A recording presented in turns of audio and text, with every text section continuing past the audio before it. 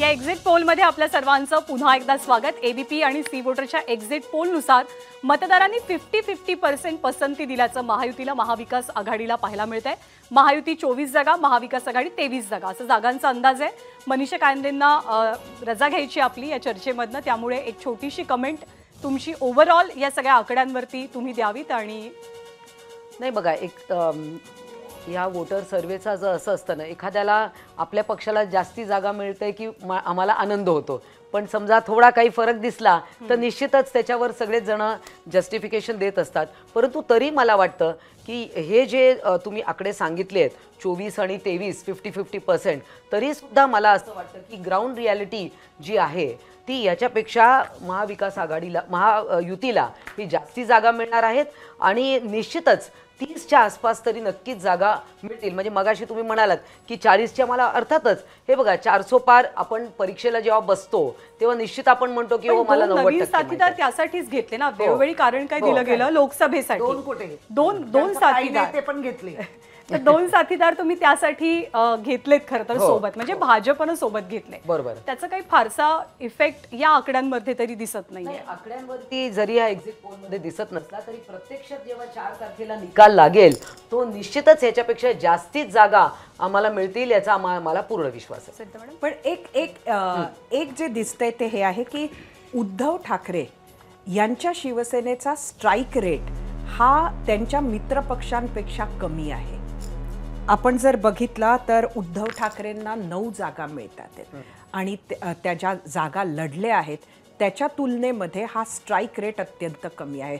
राष्ट्रवादी शरदचंद्र पवार पक्षाचा strike rate हा अत्यंत चांगला आहे। त्यामुळे एकीकडे कुठेतरी शिवसेनेमध्ये ही फाटाफूट झाल्यामुळे न शिंदेंचा फायदा झाला न ठाकरेंचा असंही म्हणता येईल।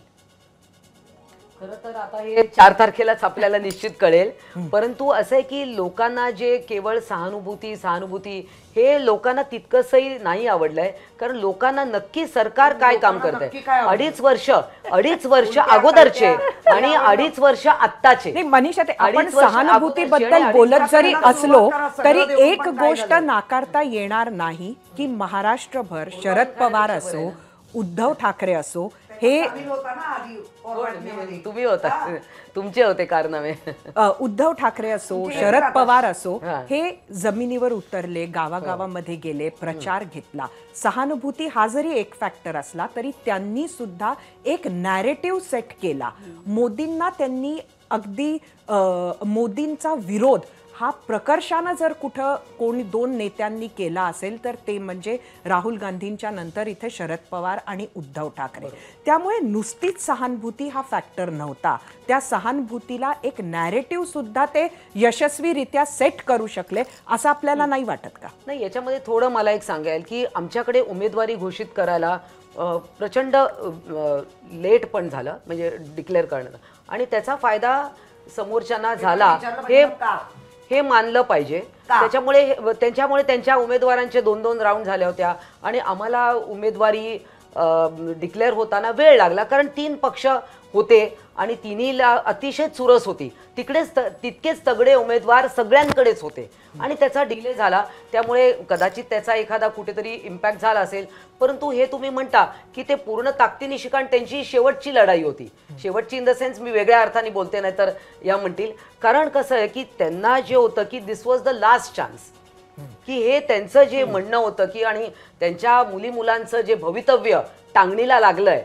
त्याच्यामुळे त्यांनी पूर्ण ताकदीनिशी ते उतरले असतील। महाराष्ट्राची उत्सुकता शिगेला पोहोचलेली होती। महाराष्ट्रामध्ये एक्झिट पोलनुसार नेमकं काय होण्याचा अंदाज आहे तर 50-50 असं चित्र महाराष्ट्रामध्ये राहू शकतं। महाराष्ट्रामध्ये 2019च्या तुलनेत भाजपच्या जागांना फटका बसेल असा अंदाज आहे। महाराष्ट्रामध्ये महायुतीला साधारणतः 22 ते 26 या दरम्यान जागा मिळण्याचा अंदाज आहे, तर महाविकास आघाडी 23 ते 24 जागांवरती विजयी होईल असं एक्झिट पोलचे आकडे शक्यता वर्तवतात। भाजपचं 45+ स्वप्न किंवा 45+ नारा या एक्झिट पोलनुसार अधुरा राहतोय महाराष्ट्रासाठी। आणि महाराष्ट्रामध्ये जर जागा कमी जास्त झाल्या तर केंद्रामध्ये जी सत्ता आहे तर त्याची गणितं भाजपनं वेगवेगळ्या राज्यांमधनं सुद्धा जुळवायला सुरुवात केली अशी सुद्धा चर्चा रंगत होती। महाराष्ट्राच्या एकूण जागा 48, एकनाथ शिंदे 6 जागांवरती विजयी होतील, त्यांचे उमेदवार. भाजपचे उमेदवार 17 जागांवरती विजयी होतील. अजित पवार यांच्या गटाला केवळ 1 जागा मिळण्याची शक्यता एक्झिट पोलनुसार आहे, पण ती 1 जागा कुठली याचा अंदाज आता सर्वजण बांधू लागलेत. उद्धव ठाकरेंना किती जागा मिळतील? 9 जागांवरती त्यांचे उमेदवार विजयी होतील. शरद पवारांचे उमेदवार 6 जागांवरती विजयी होण्याचा अंदाज आहे. तर काँग्रेसला 8 जागांवरती यश मिळेल. गेल्या वेळेला काँग्रेसचा परफॉर्मन्स हा 1 जागेपुरता मर्यादित होता. या वेळेला मात्र काँग्रेस 8 जागांवरती बाजी मारेल असं एक्झिट पोलचे आकडे सांगतात. तर दिल्लीचं तख्त ठरवणाऱ्या राज्यांचा एक्झिट पोल महाराष्ट्र दुसरं सर्वात मोठं राज्य आहे. मध्य गुजरात, राजस्थान, छत्तीसगड या सर्व ठिकाणी मोदी म्हणजेच भाजप बाजी मारणार असं चित्र पाहायला मिळतंय. ही महत्त्वाची राज्य आहेत आकड्यांच्या बाबतीत, सीट्सच्या बाबतीत, मतदारसंघांच्या बाबतीत. महाराष्ट्र, उत्तर प्रदेश सगळ्यात मोठं राज्य, त्यामुळे जो उत्तर प्रदेश जिंकतो त्याचा सत्तेचा मार्ग सुकर होतो अशी सर्वसाधारण चर्चा असते. त्या खालोखाल राज्य आहे ते महाराष्ट्र. महाराष्ट्रात 50-50% अंदाज आहे. गुजरातमध्ये एकूण 26 जागा, एनडीए 25 ते 26 जागा म्हणजे जवळपास 100% जागा जिंकण्याचा अंदाज आहे. गेल्या वेळेला गुजरातमध्ये भाजपनं एनडीएनं पूर्णच्या पूर्ण जागा जिंकलेल्या होत्या, 26 पैकी 26. तर इंडिया आघाडीला साधारणतः 1 जागा मिळेल अशी शक्यता एक्झिट पोलनुसार वर्तवली जाते. गुजरात नंतर पुढचं महत्त्वाचं राज्य कोणतं? तर मध्य प्रदेश. मध्य प्रदेशमध्ये जागा आहेत 29. 26 ते 28 जागांवरती एनडीए विजयी होईल मध्य प्रदेशात असा अंदाज आहे. इंडिया आघाडीला 1 ते 3 जागांवरती विजय मिळेल. मध्य प्रदेशच्या विधानसभा निवडणुकाही नुकत्याच झाल्यात. भाजपनं मोठं यश या विधानसभा निवडणुकांमध्ये मिळवलंय आणि लोकसभेमध्ये सुद्धा तोच परफॉर्मन्स कायम राहील असा अंदाज आहे. राजस्थानमध्ये काय होईल? एकूण 25 जागा, 25 पैकी 21 ते 23 जागांवरती एनडीए विजयी होण्याचा अंदाज आहे. इंडिया आघाडीला 2 ते 4 जागा मिळतील. विधानसभेमध्ये सुद्धा नुकताच भाजपनं इथे सत्ता मिळवली आहे, चांगला परफॉर्मन्स दिला. गेल्या वेळेला 100% जागा राजस्थानमधल्या भाजपनं जिंकलेल्या होत्या. यावेळेला सुद्धा त्याच परफॉर्मन्सच्या जवळ भाजप जाईल असा अंदाज आहे. छत्तीसगड एकूण जागा 11, एनडीएला साधारणतः सगळ्याच जागा मिळण्याचा अंदाज व्यक्त होतोय या एक्झिट पोलनुसार. इंडिया आघाडी जेमतेम 1 जागा जिंकू शकेल छत्तीसगडमध्ये अशी शक्यता व्यक्त होते. तर दिल्लीच्या तख्तापर्यंत नेणारी ही राज्य आहेत, महत्त्वाची आहेत कारण इथे जागा जास्त आहेत. त्यामुळे इथे सुद्धा भाजपची बाजी एक्झिट पोलच्या आकड्यानुसार पाहायला मिळते. आणि आता 543 पैकी 268 जागांचा एक्झिट पोल आपल्या हाती आलाय. हा एक्झिट पोल 268 जागांचा नेमका काय सांगतोय? तर एनडीए म्हणजे भाजप आणि मित्रपक्ष 172 ते 202 जागांपर्यंत पोहोचतील असा अंदाज आहे. 272चं बहुमत आहे, मॅजिक फिगर 272ची आहे. तर इंडिया आघाडी साधारणतः 90 ते 113 जागांपर्यंत बाजी मारेल अशी शक्यता देशभरामध्ये असल्याचं चित्र एक्झिट पोलच्या आकड्यांनुसार आपल्याला पाहायला मिळत आहे. पण सगळ्यात मोठी राजकीय उलथापालथ घडली होती ती महाराष्ट्रामध्ये. महाराष्ट्रामध्ये मतदारांमध्ये संभ्रम आहे का, कन्फ्युजन पाहायला मिळालं का, अशी चर्चा एक्झिट पोलच्या आकड्यानंतर रंगू लागली आहे. कारण महाराष्ट्रामध्ये दोनही बाजूंना म्हणजे महायुतीला आणि महाविकास आघाडीला 50-50% जागा विभागल्याचं पाहायला मिळतंय. महायुती 24, महाविकास आघाडी 23 जागांवरती जिंकेल असा अंदाज आहे आणि अपक्ष किंवा इतर 1 जागेवरती विजय मिळवतील अशी शक्यता वर्तवली जाते. आपण ही चर्चा पुढे सुरू ठेवणार आहोत. सरिता मॅडम, खरं तर एक जो महत्त्वाचा भाग आहे या राज्यांकडे जर आपण बघितलं तर ही ती राज्य आहेत की जिथे अगदी आत्ताच निवडणुका होऊन गेल्यात विधानसभेच्या आणि जिथं भाजपाला बहुमत मिळालं, सत्ता आली, त्या जागांवर भाजपाला लोकसभेत सुद्धा चांगलं यश मिळतंय हे आपण बघतोय. मात्र कर्नाटक जिथं काँग्रेसला चांगलं यश आलं तिथे मात्र आता अगदी अवघ्या काही महिन्यातच परत लोकसभेत मात्र ते यश काँग्रेस टिकवू शकत नाहीये आणि हे कुठंतरी मला वाटतं काँग्रेससाठी अत्यंत गंभीर बाब आहे की अगदी काही महिन्यात सुद्धा आपल्या गॅरंटीज तिथं दिल्यानंतर लोकांनी तरीही जर लोकसभेत असा कौल दिला तर काँग्रेससाठी याचा अर्थ काय? हेमलताजी, मी आपल्याला विचारते, कर्नाटक आपण विधानसभेच्या यशानंतर राखू शकणार नाही आहात लोकसभेत?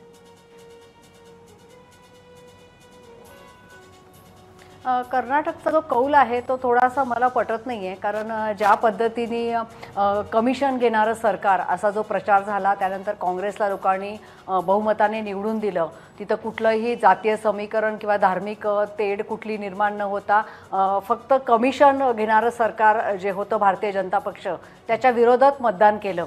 त्यामुळे कर्नाटकमध्ये लगेच अशी परिस्थिती बदलेल आणि एवढा ड्रास्टिक फरक पडेल असं सध्या तरी मला वाटत नाही. आता नक्की त्या ठिकाणी काय घडलं ते बघावं लागेल. परंतु मला थोडंसं हे आकडेवारी मला स्वतःला पटत नाही आहे, कारण कर्नाटकमध्ये ज्या पद्धतीने प्रचार यंत्रणा राबवली, ज्या पद्धतीने लोकांचा सपोर्ट होता, त्यामुळं हे राज्य हातातून जाईल असं मला आत्ता तरी वाटत नाही आहे.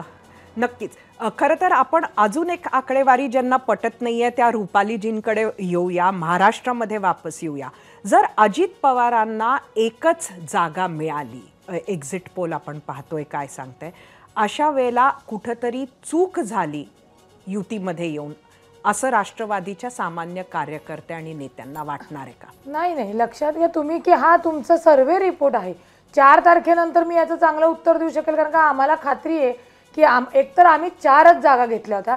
त्यातली साताऱ्यातली जी जागा आहे ती आमच्या मित्रपक्षाच्या समन्वयाने ती आम्ही त्यांना भाजपला दिली होती. त्याच्यामुळे आमचे जे माननीय सुनेत्रा वहिनी आहे, जी बारामती मतदारसंघ, रायगड आहे सुनील तटकरे साहेब, आणि आढळरावांची शिरूरची, या तिन्ही जागा आम्ही विजयी निश्चित होऊ. तुम्ही जो प्रश्न विचारला हे 4 तारखेनंतर नक्कीच मी तुम्हाला उत्तर देईल, कारण का ही एक जागा, ही कुठली आमची एक जागा आम्ही तसं सांगू शकणार नाही, कारण का 3 जागावर आमचा विजय हा निश्चित आहे. म्हणजे भुजबळ म्हणाले होते की लोकसभेसारखी खटपट नाही व्हायला पाहिजे विधानसभेच्या वेळेला, किंवा लोकसभेच्या परफॉर्मन्सवरती विधानसभेच्या जागा वाटपाचा निर्णय घेतला जाईल. बार्गेनिंग पॉवरचं काय? एक जागेचा अंदाज आहे फक्त आता. नाही, मुळामध्ये एक लक्षात घ्या, ऑलरेडी मेन जो राष्ट्रवादी काँग्रेस पक्ष एकत्र आम्ही असताना 4 खासदार होते. आम्ही 4 जागा घेतलेल्या आहेत आणि त्यातल्या आमच्या या 3 निवडूनच येणार आहेत. आणि भुजबळ साहेब जे काही मेळाव्यात बोलले होते की आपल्याला मित्रपक्षाची समन्वय करताना आपण तिथं बोललं पाहिजे, कारण का भाजपने जो 400 पारचा नारा दिला होता तेव्हा समोरच्या विरोधकांनी संविधान बदलणार हा नेरेटिव्ह सेट केला होता. म्हणजे काय हातावरचं पोट आहे, गरीब आहेत, त्यांना आम्हाला सांगता नाकात दम आला की ती विरोधक हे खोटं बोलत आहेत. हा भुजबळ म्हणजे विरोधकांचं नॅरेटिव्ह सेट करणं तरी यशस्वी झालं असं आपण म्हटलं पाहिजे. आपण ते म्हणू शकतो की यावेळी विरोधक 400 पारला तर संविधानाचा नेरेटिव्ह सेट करण्यात बऱ्यापैकी यशस्वी आलेच होते. किशोर, मुळामध्ये एकच गोष्ट नव्हती ह्या इलेक्शनमध्ये, ह्याही निवडणूक लोकांनी हातात घेतली पूर्णतः अगदी देशात. याच्यामध्ये महाराष्ट्रामध्ये जर आपण आलो परत तर आमच्याकडनं तर आमची आयुधं काढून घेतली. जे म्हणतो ना आपण एखादं दही लावल्यानंतर वरचा जो संपूर्ण मलिदा असतो ते आमदार सगळे गेले आणि लढा म्हटलं.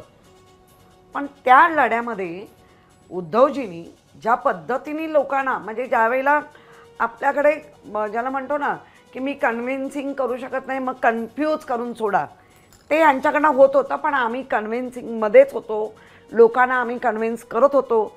आणि महाराष्ट्रामध्ये म्हणजे आत्ताही मी जसं ताईने झालं तसं मी तुम्हाला 4 तारखेलाच बसू आपण, कारण 9 नक्कीच चांगलं आहे. काही आयुध न देता जरी म्हणताय तरी पण 9चे डबल हे येतील निवडून, हे मी पक्क सांगू शकते.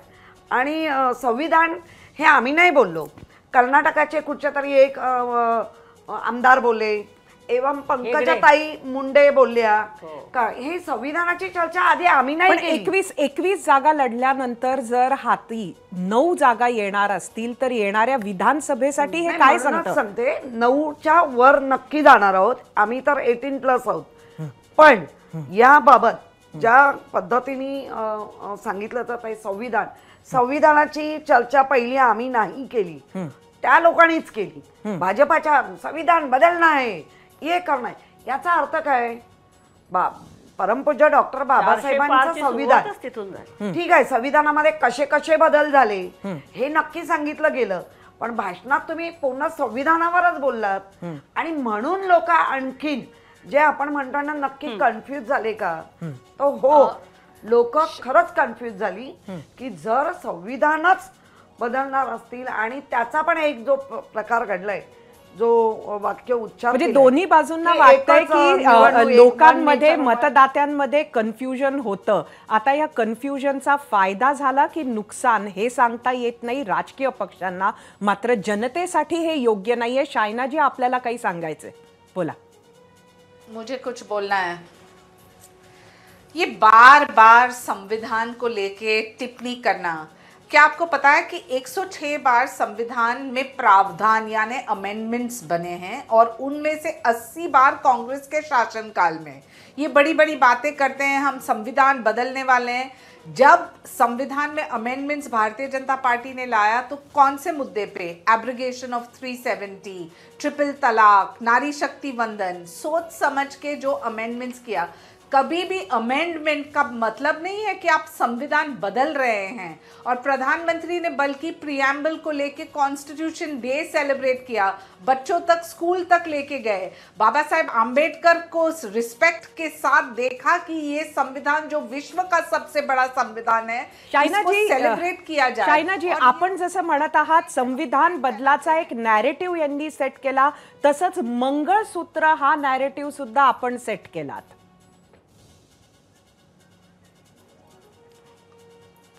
देखिए, मंगलसूत्र हो या प्रधानमंत्री को 150 बार गाली गलौज पे उतरना, आप मुझे बोलिए ये शोभा देती है आपको?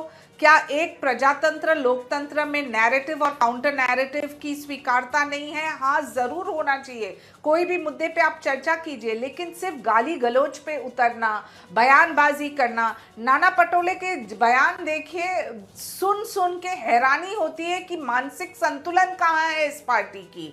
और जो हेमलता जी, शायना विचारतात आहेत मानसिक संतुलन कुठे आहे काँग्रेस पक्षाचं? और सिर्फ सत्ता के हेमलता जी, लिए आए. एक मिनिट. ज्या पद्धतीने या निवडणुकीमध्ये प्रचार झाला आणि ज्या पद्धतीने भाजपचे सर्व नेते ज्या पद्धतीने तो प्रचार केला, म्हणजे मला असं वाटतं की इतक्या खालच्या थराचा प्रचार ह्या निवडणुकीमध्ये बघायला मिळाला. विकासाचा मुद्दा हा पूर्णपणे मिसिंग होता.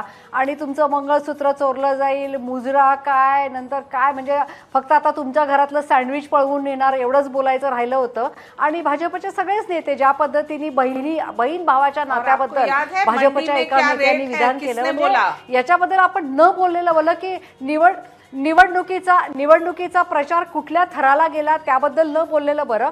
परंतु फक्त एकच मुद्दा मला या निमित्ताने सांगायचा आहे की तुम्ही जी आता महाराष्ट्रातली आकडेवारी सांगताय, परत हा मुद्दा राहून जाईल म्हणून बोलते की जी आकडेवारी सांगताय ती आकडेवारी पाहिल्यानंतर निवडणूक आयोगाने काही करू, भारतीय जनता पक्षाने कशाही पद्धतीचं वातावरण निर्माण करो, परंतु शिवसेना ही उद्धव ठाकरेंची आहे आणि राष्ट्रवादी ही शरद पवारांची आहे.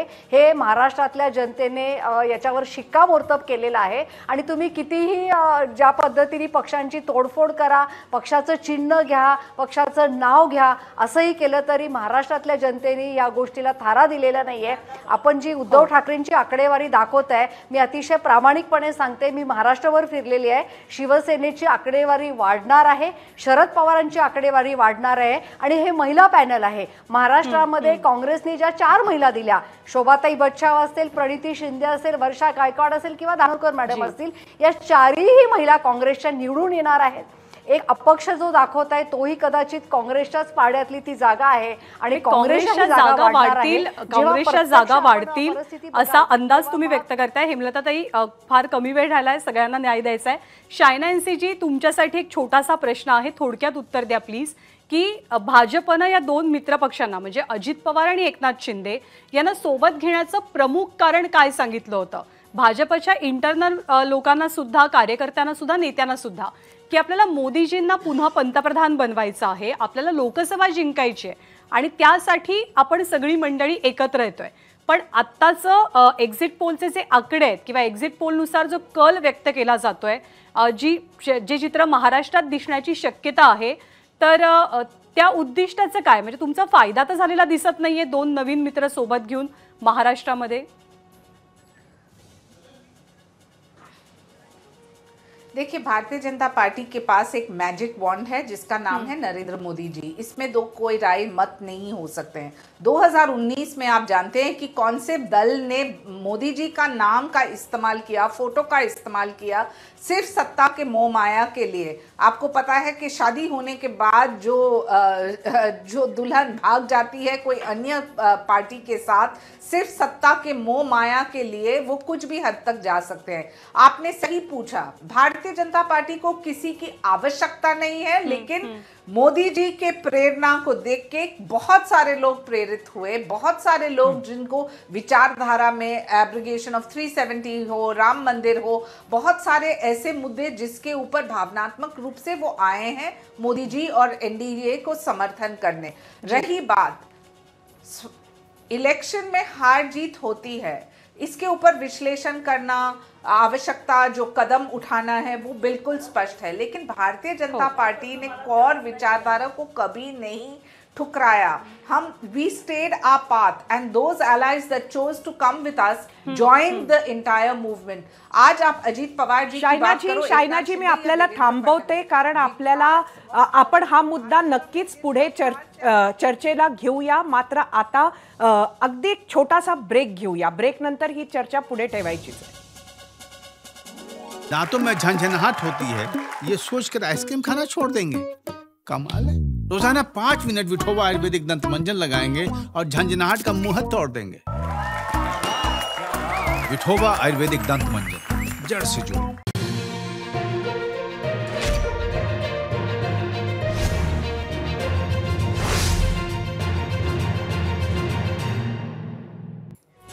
तर ब्रेक नंतर एक्झिट पोलच्या चर्चेत आपल्या सर्वांचं पुन्हा एकदा स्वागत। अगदी शेवटच्या टप्प्यात आपण चर्चेच्या आहोत एक्झिट पोलच्या, कारण यानंतर म्हणजे 8 वाजल्यानंतर देशाचे आकडे आणि देशातल्या आणखी काही महत्त्वाच्या राज्यांचे आकडे आणि सोबतच अर्थात महाराष्ट्राबद्दलचं विश्लेषण आपल्याला करायचं आहे।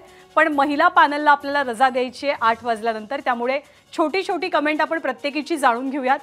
विद्याताई, नाही, मला मगासपासून बोलायला मिळालं नाही म्हणून मला सांगायचं आहे की या ठिकाणी 10 वर्षात मोदींनी संपूर्ण देशामध्ये सत्ता असून सुद्धा त्यांनी जे प्रॉमिसेस केले होते त्यातलं एकही वचन ते पाळू शकलेले नाही आहेत। मगाशी संविधानावरती जी चर्चा झाली की संविधान बदलायचं हे त्यांच्याच हेगड्यांनी जे 400 पारचा जो नारा केला होता तर त्याच्यासाठीच होते, आणि त्यांची वागणूक जी होती की हुकुमशाहीकडे चाललेला आहे देश, फक्त मोदी आणि शहा बोलतील ते सगळ्यांनी ऐकायचं आहे, भाजपने स्वीकारलं होतं पण इतर पक्षांना ते मान्य नव्हतं आणि देशातल्या लोकांनाही मान्य नव्हतं। त्यामुळे निश्चितच मोदींना यावेळेस रोखलं पाहिजे, कारण एक तर महागाई प्रचंड आहे, 400 रुपयाचं सिलेंडर 1200 रुपयाला झालेलं आहे तरी ते ॲग्री करायला तयार नव्हते। ज्या महिलांविषयी आपण पहिल्यापासून बोलतोय, सगळ्या जणी महागाईला अत्यंत त्रस्त झालेल्या महिला आहेत। त्यामुळे जे मणिपूरचं आपण बोललो त्याच्यावर मी पुन्हा बोलणार नाही, पण हे सगळं जे वातावरण आहे ते देशातलं जे होतं। आणि दुसरा सगळ्यात महत्त्वाचा मुद्दा म्हणजे महाराष्ट्रामध्ये शरद पवार साहेबांना जी राष्ट्रवादी स्थापन केली ती राष्ट्रवादी फोडून ते आणि फुटली म्हणजे कशी, ईडी इन्कम टॅक्सच्या धाडी आणि हे सगळं रुपालीजी काय म्हणाल? त्यामध्ये राष्ट्रवादी काँग्रेस पक्ष माननीय शरद पवार साहेबांनी स्थापन केला, हे त्रिवार सत्य आणि ते कोणी नाकारत नाहीये। माननीय शरद पवार साहेबांचं कर्तृत्व मोठं आहे, पण एक विचार करा की ज्या वेळेला इतक्या वर्ष ज्येष्ठ नेते माननीय शरद पवार साहेब झाले, वयाच्या 84व्या वर्षानंतर ते जर कुठेतरी राजीनामा देत आहेत आणि मग त्यांच्यासोबत खांद्याला खांदा लावणारे आमचे अजितदादा, त्यांचे पुतणे हे जर तिथं अध्यक्षपदासाठी किंवा पक्ष हा त्यांना अध्यक्षपदासाठी देण्यासाठी काही अंतर्गत लोकांचा विरोध होता, त्यातनं या घटना घडल्या। असो, आता त्याच्यावर मला जायचं नाही, कारण का राष्ट्रवादी पक्ष हा माननीय अजितदादा अध्यक्ष आहेत, घड्याळ चिन्ह त्यांना मिळाले। हेमलता पाटील जे म्हणल्या की शिवसेना उद्धव साहेबांची आहे, मी त्याच्यावर भाष्य करणार नाही, कारण का ज्यांची शिवसेना ते बोलू शकतील, परंतु ते म्हणल्या की राष्ट्रवादी ही मोठ्या साहेबांची आहे। मला काँग्रेसनी सांगावं की तुमचा काँग्रेस पक्ष कोणाचा आहे? तुम्ही आता या तुमच्या सी वोटरनुसार दिसून येते की जी काही राजकीय समीकरणं बदलली त्या आमच्या भांडणात तुम्ही 1 वरनं 8 गेला, म्हणजे तुम्ही राहिला तुपात आणि मित्रपक्ष झाले सुपामध्ये। ही कुठली पद्धत आहे? म्हणजे हेमलता पाटील यांनी स्वतःच्या पक्षातल्या लोकांनी काय कामं केली, का तुम्ही बॅकला आलेत, याचं उत्तर दिलं तर मला वाटतं मतदारांना योग्य ठरेल। मी सांगते की भारत जोडो यात्रा जी काढली ती विसरून चालणार नाही। 5000 किलोमीटर जो प्रवास केला आणि मणिपूर ते हे जी न्याय यात्रा काढली राहुल गांधींनी, त्यांनी प्रचंड मेहनत केलेली आहे। काँग्रेसला काय एकावरनं 8 मिळाले म्हणजे काय ते काय फार मोठं नाही, त्याच्यापेक्षाही जास्ती सीट्स मिळणार आहेत, राष्ट्रवादीला सुद्धा मिळणार आहेत आणि शिवसेनेला सुद्धा मिळणार आहेत, कारण महाराष्ट्रामध्ये हे ट्रिपल इंजिन सरकार असल्यानंतर सुद्धा भाजपचा कॉन्फिडन्स पूर्ण गेला होता। मग ज्या पद्धतीने पंतप्रधान इथे फिरत होते त्याचा त्यांना फायदा तर झाला नाही तर नुकसान झालेलं आहे की ज्या प्राईम मिनिस्टरच्या खुर्चीवर बसून माणसाने काम केलं पाहिजे ते काम केलेलं नाहीये आणि म्हणून तुम्ही जे सारखं चेहरा चेहरा म्हणता आमच्याकडे आणि ज्या चेहरा दोन नाही, मित्रांना पण सोबत निश्चितच घेतलं, ज्या दोन मित्रांना सोबत घेतलं. एबीपी माझा, उघडा डोळे बघा नीट.